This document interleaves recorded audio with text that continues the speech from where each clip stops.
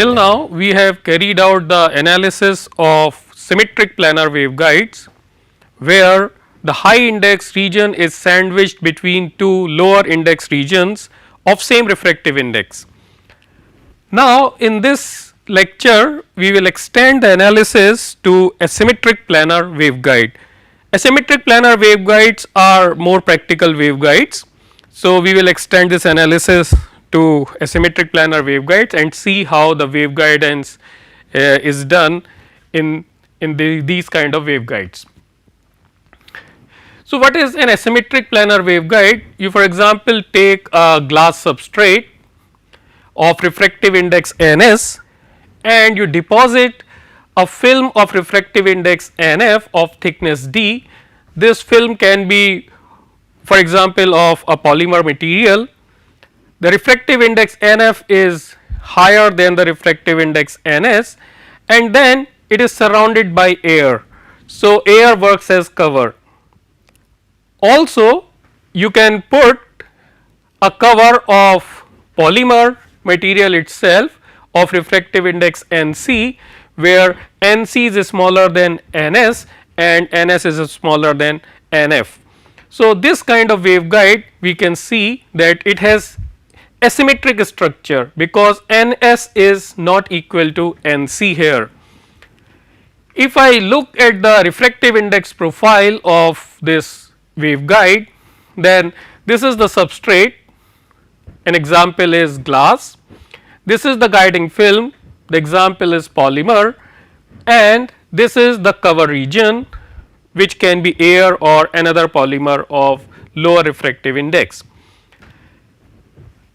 Here at x is equal to 0, I have made the interface between the film and the cover, and at x is equal to minus d represents the interface between the substrate and the film. Since the refractive indices of all the individual layers are uniform, so this waveguide is step index waveguide. I can also have a waveguide in which the refractive index in the guiding film is not uniform, but it varies with x.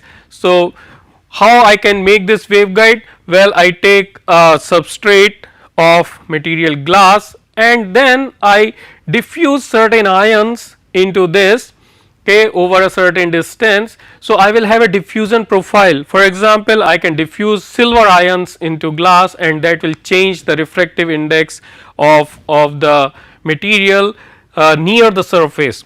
So, now this Nf would be a function of x now, and then I can have cover as air or cover of a polymer layer. So, now this Nc is smaller than Ns, and then the refractive index of the film at the surface of the film is Nf at x is equal to 0. So, Ns is smaller than that. If I look at the refractive index profile of this structure now, so I have a substrate and this is the guiding film. This guiding film now has refractive index which varies with x, and ultimately it merges into the refractive index of glass. So, this is the surface index Nf0, and this Nf0 is larger than Ns and which is larger than Nc. So, this is a typical graded index ion exchange waveguide. Let us do the modal analysis of this step index waveguide, step index planar asymmetric waveguide. So, this is the refractive index profile, and I can write down the refractive index in various regions as Nx is equal to Nc, which is defined by the region x greater than 0, which is the cover.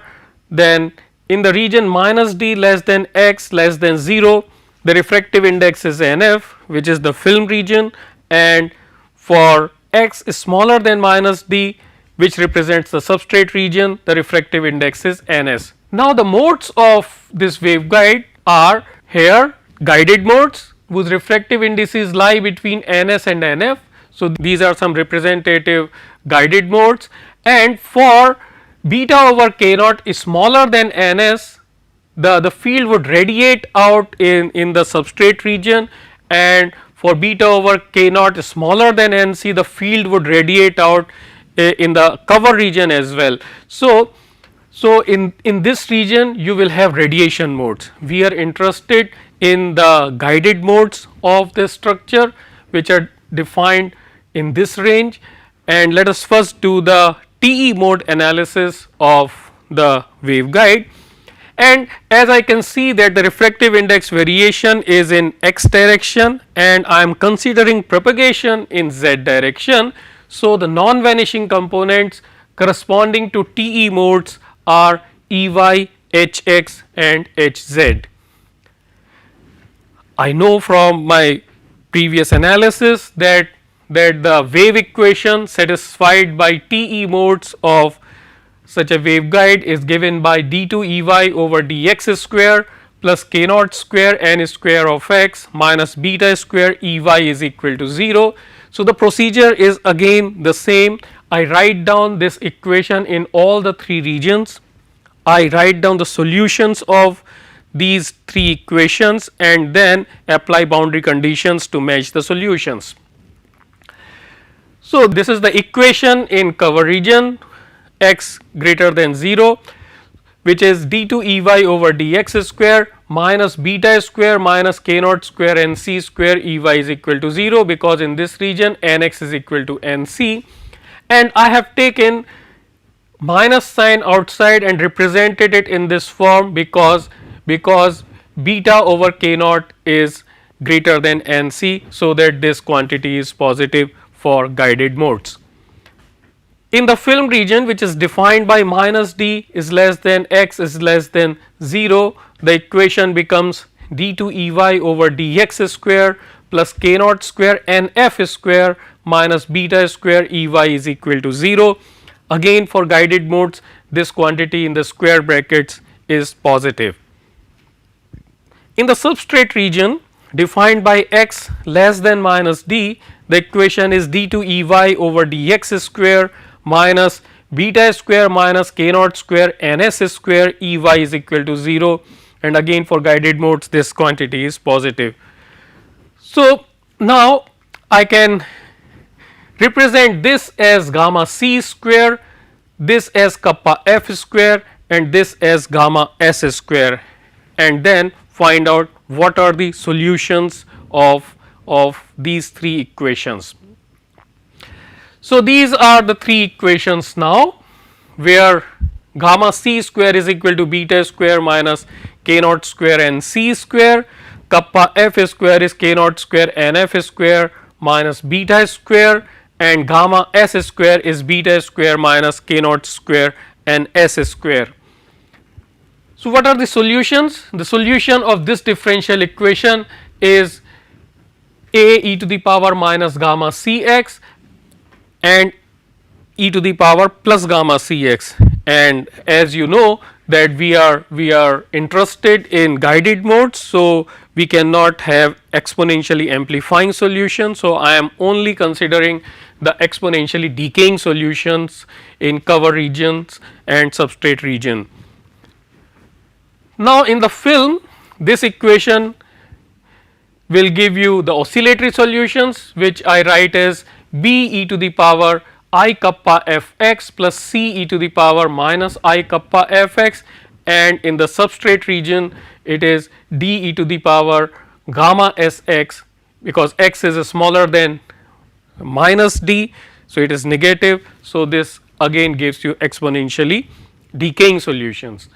Now, a, b, c and d are constants, and these constants are determined by the boundary conditions.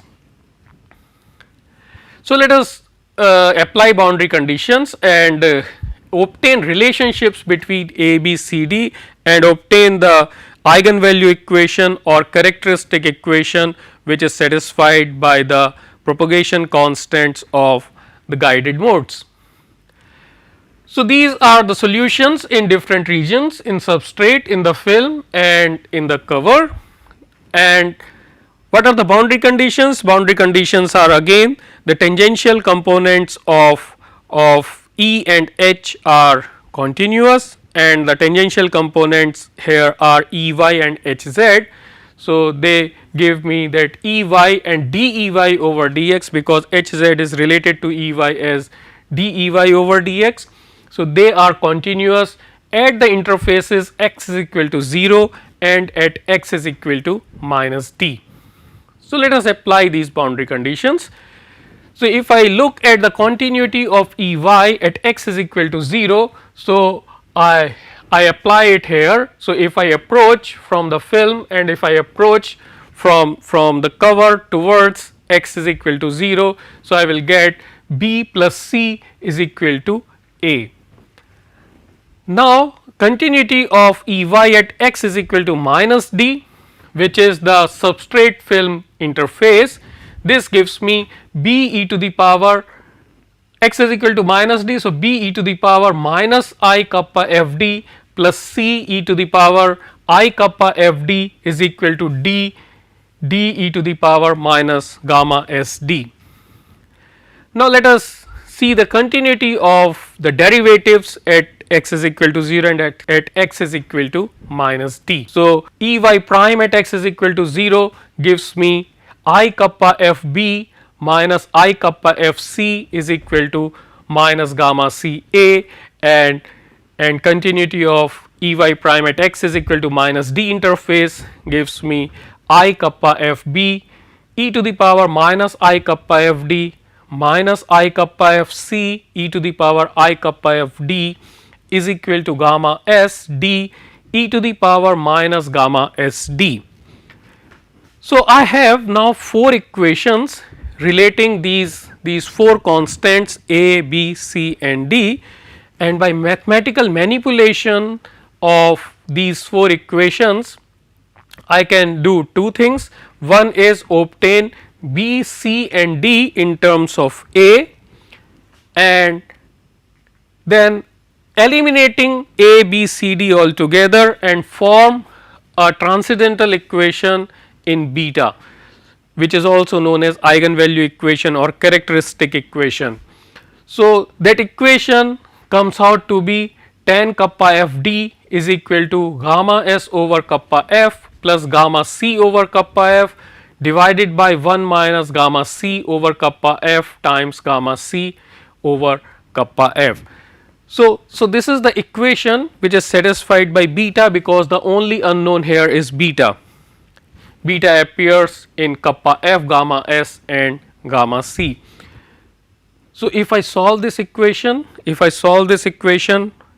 and find out the roots of this equation, then I can know what are the propagation constants of the modes, what are the modes which are supported by this asymmetric step index planar waveguide. As we have done earlier also, that it is always a good idea to obtain everything in normalized parameters. So that we are more or less independent of waveguide parameters. Here we cannot have complete independence from waveguide parameters, but to certain extent still we can draw some universal curve. Okay. So, how do we define normalized parameters here? First is normalized frequency V. If you remember that in symmetric planar waveguide we had only 2 refractive indices n1 and n2, n1 is greater than n2. So, there we had defined it in terms of n1 square minus n2 square. Now, in place of n1 I have nf, but lower refractive indices are now 2, nc and ns, which one we should take in order to define V.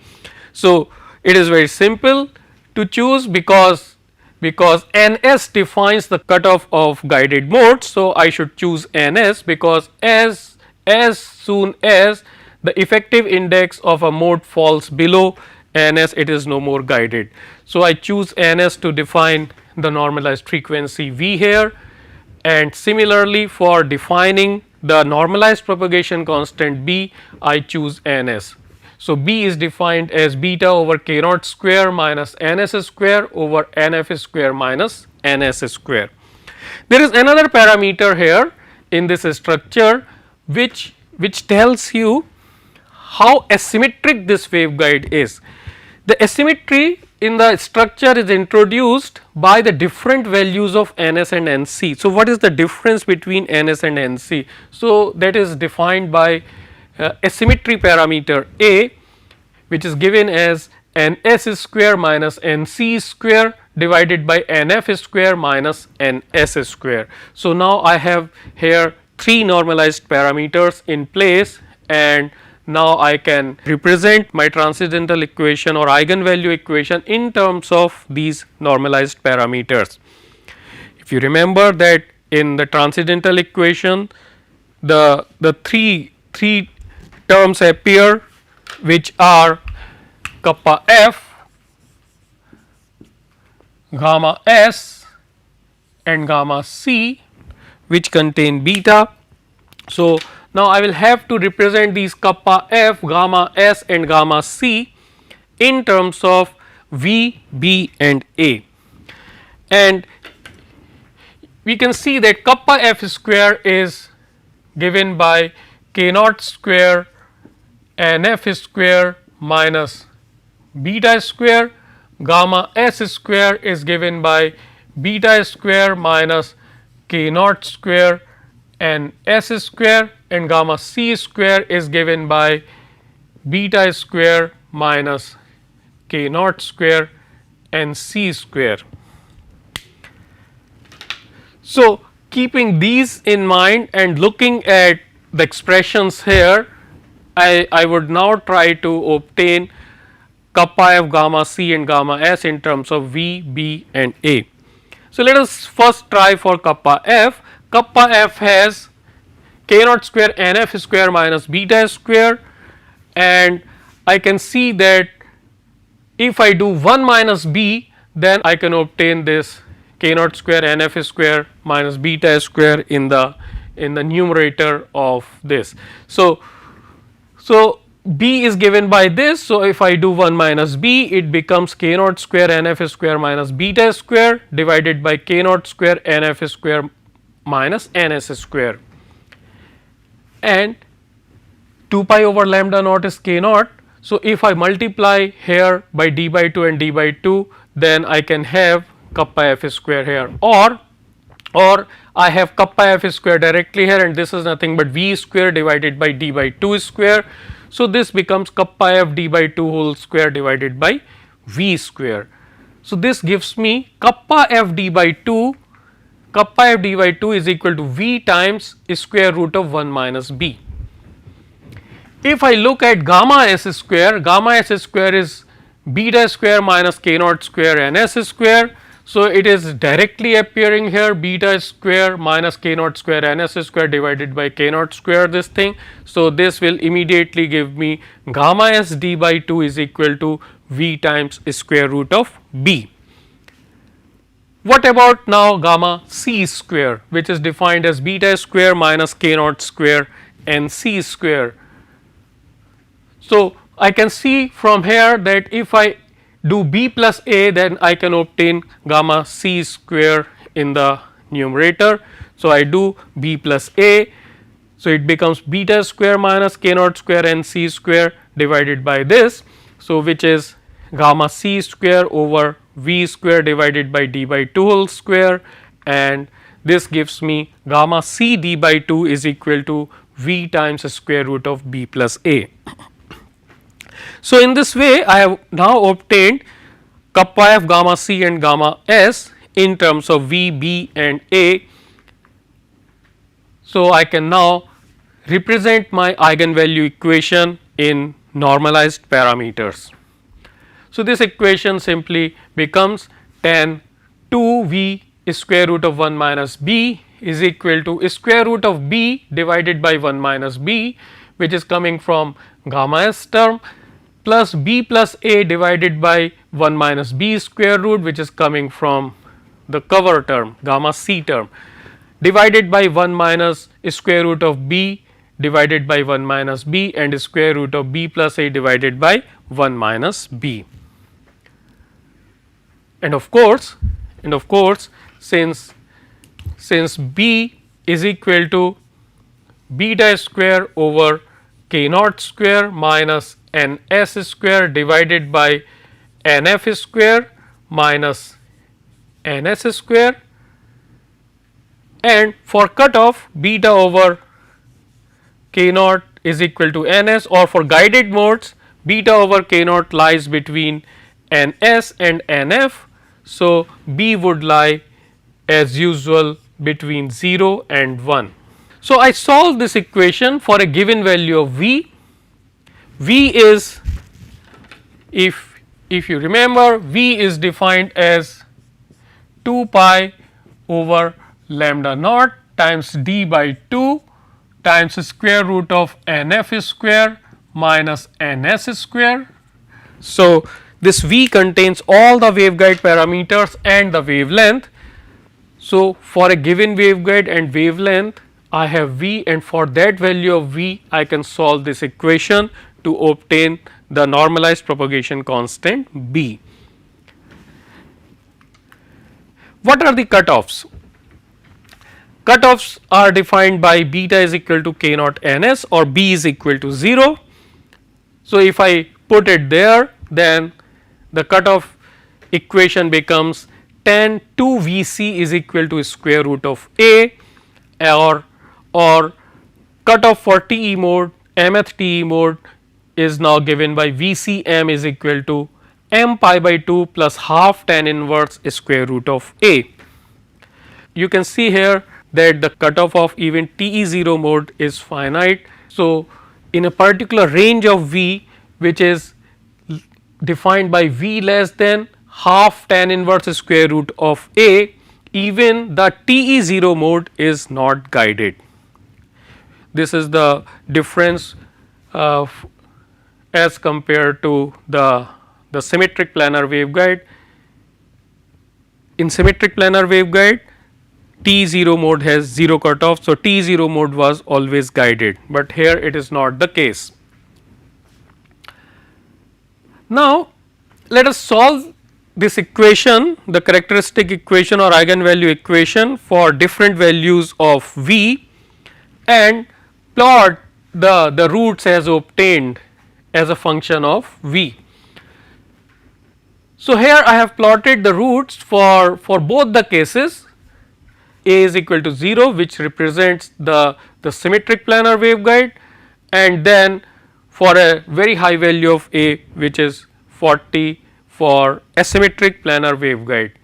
These solid lines are corresponding to symmetric planar waveguide, A is equal to 0, and these dashed lines are corresponding to asymmetric planar waveguide. And what I can see that T0 mode has cutoff here, T1 mode has cutoff here, T2 mode has cutoff here. In case of symmetric planar waveguide, this was the cutoff, Vcm is equal to m pi by 2 was the cutoff. Now, all the cutoffs have been shifted by this much amount, which is half tan inverse of square root of a. So, this is one thing. Another thing that I see here is that if I take a particular value of V, then the propagation constant of the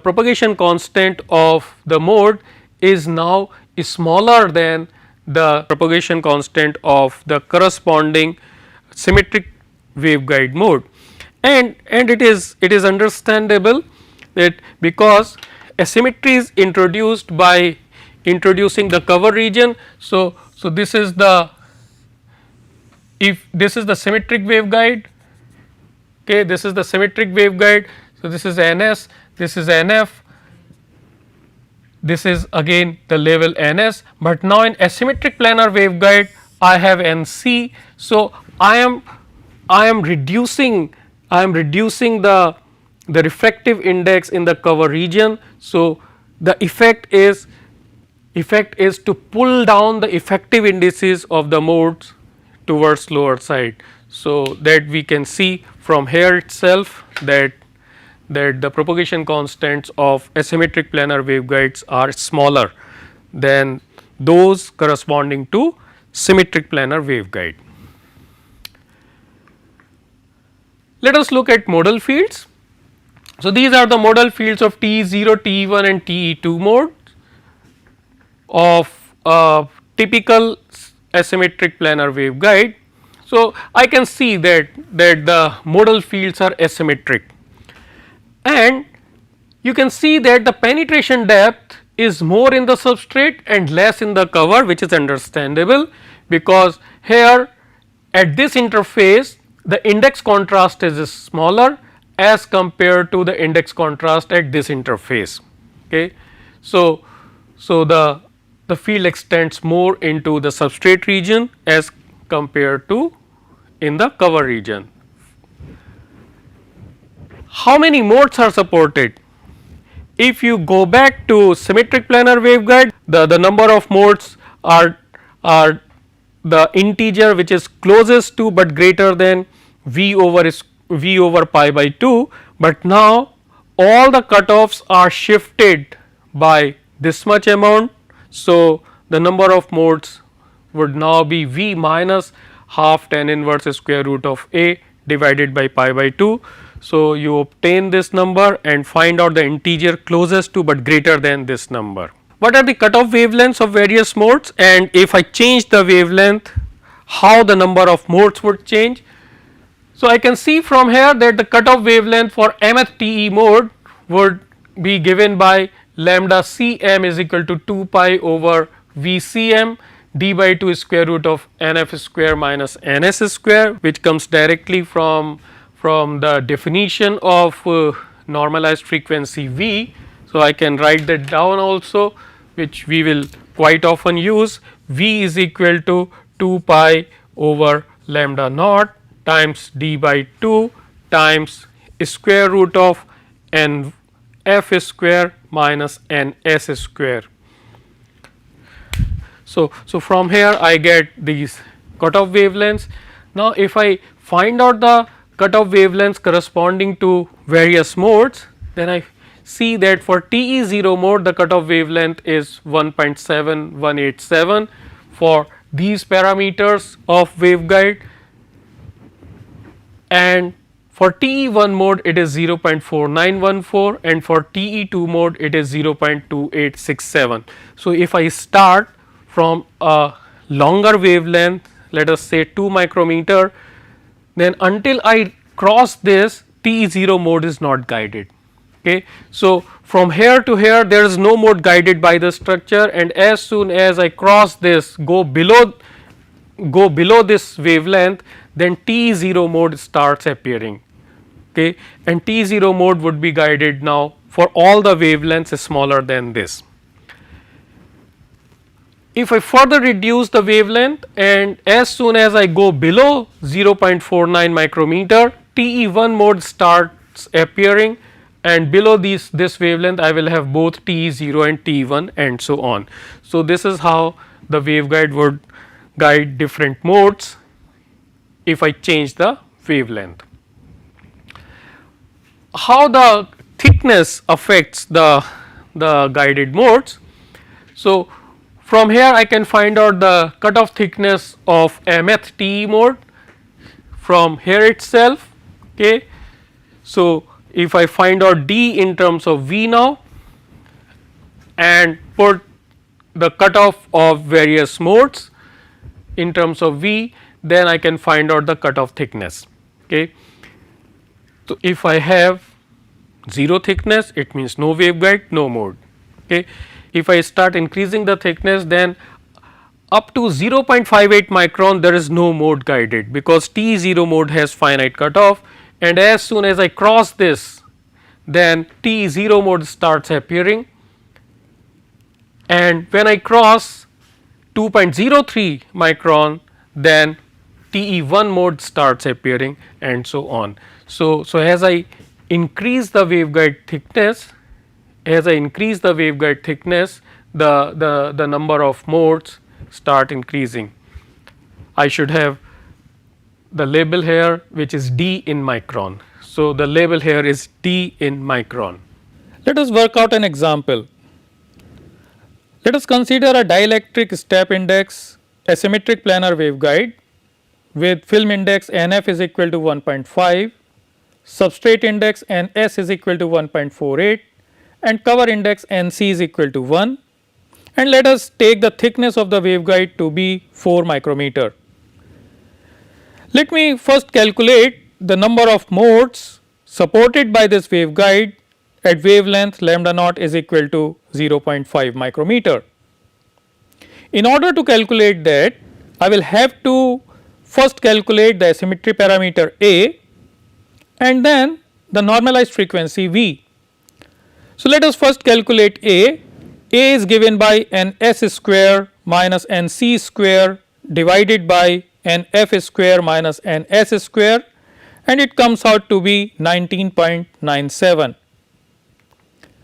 V is given by 2 pi over lambda naught d by 2 square root of Nf square minus Ns square, and at wavelength 0.5 micrometer it comes out to be 6.1357. To calculate the number of modes supported by this waveguide at 0.5 micrometer, we will have to calculate V minus half tan inverse square root A divided by pi by 2, and this comes out to be 3.476. So, the number of modes are the integer which is closest to but greater than this, which means 4.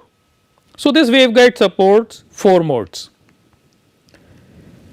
Let us now work out the wavelength range in which the waveguide does not support any mode.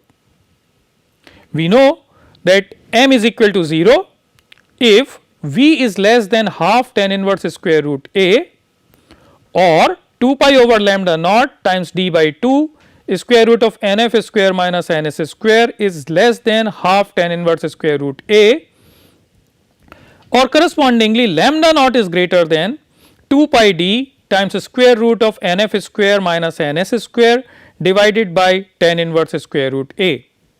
So, if I plug in all the numbers here, the values of all the parameters here, then I get lambda naught is equal to 4.5427.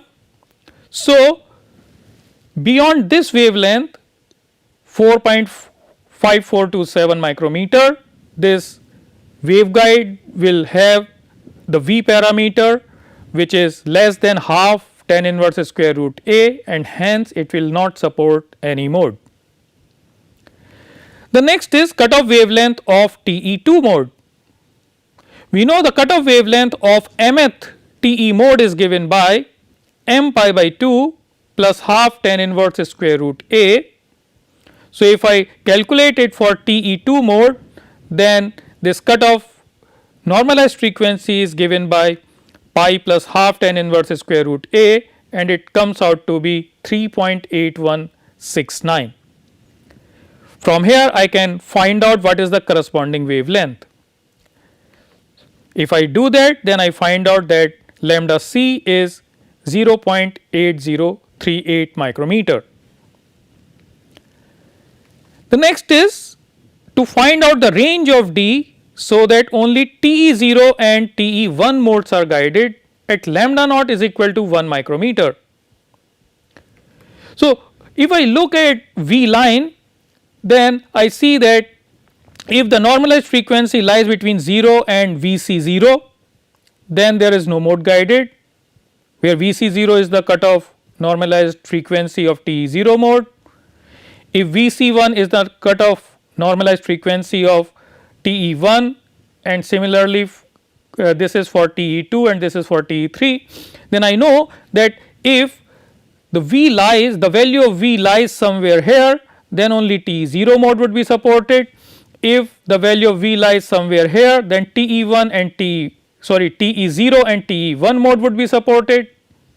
Here TE0, TE1 and TE2 modes would be supported. So, if I want only TE0 and TE1 mode to be guided, then I should be somewhere here, okay, so that TE0 and TE1 modes are guided while TE2 mode is cut off.